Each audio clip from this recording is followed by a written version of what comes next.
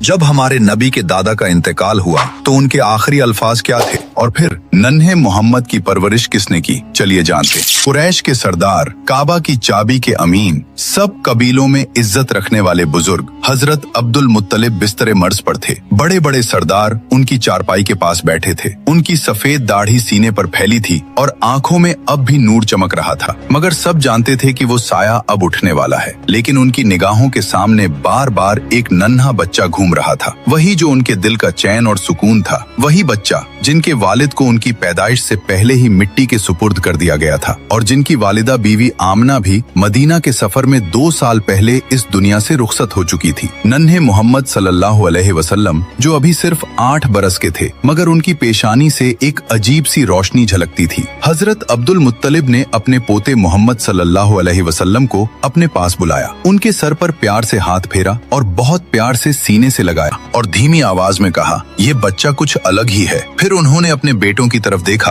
और बोले, मेरी बात ध्यान से सुनो, इस बच्चे की हिफाजत अब तुम्हारी सबसे बड़ी जिम्मेदारी है और मैं ये अमानत अपने बेटे अबू तालिब को सौंपता हूँ। ये सुनते ही हजरत अबू तालिब की आंखों से आंसू बह निकले। वो बहुत ही तंग हाली में जिंदगी गुजारते थे, माल दौलत ज्यादा नहीं थी, मगर दिल बेहद बड़ा था। उन्होंने वालिद से कहा, अब्बा जान आप बेफिक्र रहें, मैं इस बच्चे की हिफाजत अपनी जान से बढ़कर करूंगा। कुछ ही दिनों बाद वो घड़ी आ गई जब मक्का वालों ने एक और बड़ा गम देखा। हजरत अब्दुल मुत्तलिब का इंतकाल हो गया। कुरैश के लोग सदमे में थे, मगर सबसे ज्यादा गमगीन थे नन्हे मोहम्मद सल्लल्लाहु अलैहि वसल्लम। पहले वालदा का इंतकाल हुआ, अब दादा का साया भी उठ गया। आंखों से आंसू बह रहे थे, मगर उनके दिल में एक अजीब सा सब्र था। कोई और बच्चा होता तो रो पड़ता, बिलक पड़ता, मगर आप खामोशी से आसमान की ओर देख रहे थे, जैसे वहीं से दिल को सुकून और तसल्ली मिल रही हो। अल्लाह ताला ने ये दर्द अपने प्यारे नबी सल्लल्लाहु अलैहि वसल्लम को इसलिए दिखाया ताकि आने वाली उम्मत को सब्र और भरोसे का सबक मिले। अबू तालिब ने उस दिन से मोहम्मद सल्लल्लाहु अलैहि वसल्लम को अपने घर में ऐसे रखा जैसे औलादों का ताज हो। घर छोटा था, खाने में अक्सर कमी रहती थी, मगर जब भी मोहम्मद सल्लल्लाहु अलैहि वसल्लम साथ बैठते बरकत उतर आती। एक वाकया बहुत मशहूर है। एक दिन घर में बस थोड़ा सा खाना बना था, इतना कि 2-3 लोग ही खा सकते थे।